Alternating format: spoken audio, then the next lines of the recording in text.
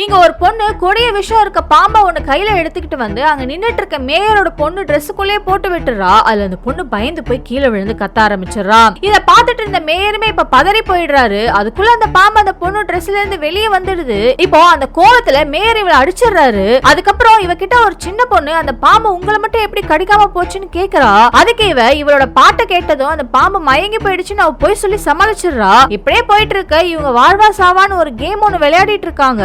இதுல யார் கடைசியா உயிரோட இருக்காங்களோ அவங்க தான் இந்த கேம்ல வின் பண்ணுவாங்க. ஆனா இந்த கேமை நடத்துறவங்க இங்க இருக்க எல்லாருமே போட்டு தள்ளணும்னு பிளான் பண்ணி கொடிய விஷயம் இருக்க ஆயிரக்கணக்கான பாம்புங்களை இந்த ஸ்டேடியத்துக்குள்ள இறக்கி விட்டுறாங்க. பார்த்தா அந்த பாம்புங்க ரொம்ப வேகமா இங்க இருக்க எல்லாருமே சுத்தி வளைச்சு போட்டு தள்ளிடுதுங்க. இப்ப ஒவ்வொருத்தரும் அதுங்க கிட்ட தப்பிக்க முடியாம அவங்களாவே அதுங்க கிட்ட சரண்டர் ஆயிடுறாங்க. இப்படியே அங்க இருக்க எல்லாருமே அது போட்டு தள்ளிடுதுங்க.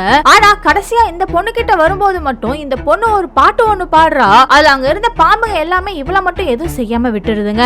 இத வீடியோல பாத்துட்டு இருந்தவங்க வேற வழி இல்லாம இவளையே வின்னரா அறிவிச்சிடுறாங்க. ஆனா அதுக்கப்புறம் தான் தெரியுது அவளோட பாட்டுக்காக அந்த பாம்பெல்லாம் இவளை கடிக்காம இல்ல. இந்த பாம்புங்களை இங்க கொண்டு வரதுக்கு முன்னாடி ஹீரோ இந்த பொண்ணை காப்பாத்துறதுக்காக அவளோட வேர்வைப்பட்ட ஒரு கர்ச்சிஃபை இந்த பாம்புங்க இருக்க தொட்டிக்குள்ளேயே போட்டுட்டு போயிடுறான். சோ அந்த பாம்புங்களுக்கு அந்த வேர்வையோட ஸ்மெல் பழகி போனதால அவளை மட்டும் அதுங்க உயிரோட விட்டுடுதுங்க. அது தெரிஞ்சதுமே கேம்ல சீட் பண்ணிட்டாங்கன்னு சொல்லி இப்ப ஹீரோக்கு தண்டனை கொடுத்துறாங்க.